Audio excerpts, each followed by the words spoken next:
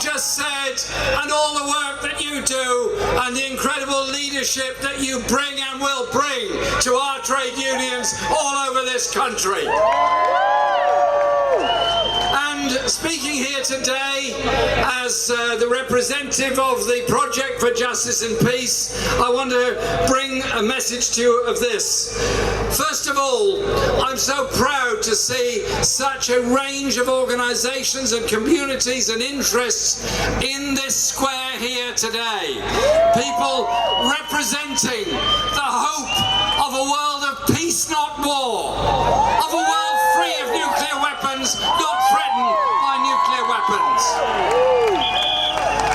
I'm here proud to stand alongside teachers and educational campaigners who bring hope to our children through their skills and are campaigning for proper payments to our schools to help children recover from corona and the way in which they've lost so many educational opportunities. I'm proud to be here alongside health campaigners for all that they do and all that they've done and all that they will do.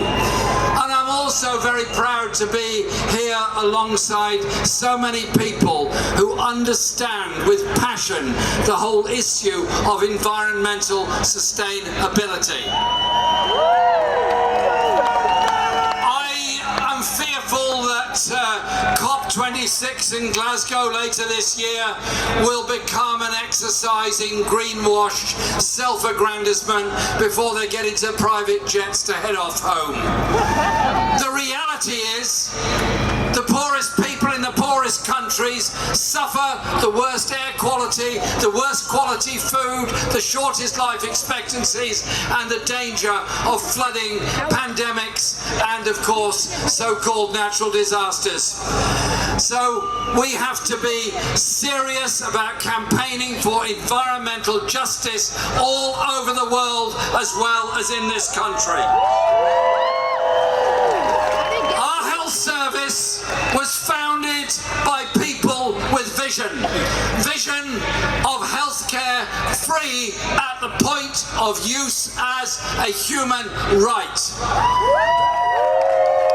The current Secretary of State for Health is only interested in handing out contracts to Serco or other companies, privatising our NHS, and our Prime Minister said to me in December 2019, I was scaremongering when I said American companies would come in and take over our NHS. Well, if I was scaremongering, how come Centene now run a GP practice in my own constituency? I say, get the contractors out of the NHS!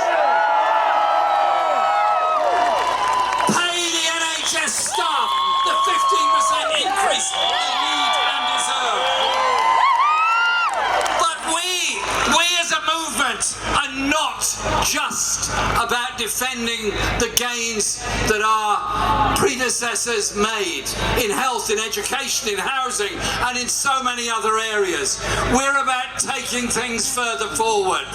A world of peace, a world of justice. And there's a great injustice that happens when you get older. And all of us one day are going to get older. Probably half the people in this square at some point in their lives are going to need social care. I say this to those that are thinking of social care policies.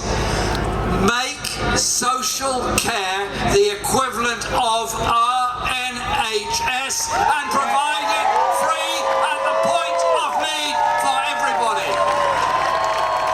If as a country we can afford to create more billionaires during a crisis than have ever been created before, we can afford to tax those billionaires to fund the services that we need for the future. And that is what justice is about. That is what justice looks like. And here today, all of us, in all our diversity, are a real strength. We will never allow the Islamophobes, the anti-Semites, the racists, or anybody else to divide us. We are united as a people demanding a fair and just world, demanding a nation for our children to grow up in.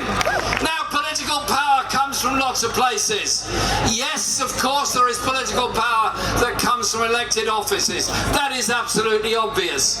But those that set out on the road to free education, housing, healthcare, set out in the southern states of the USA on the road to try and achieve democracy, set out in the colonies of the 19th century to achieve independence, or in the 18th to abolish slavery, didn't hold political office.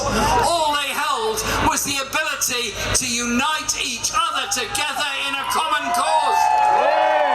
So it is up to us.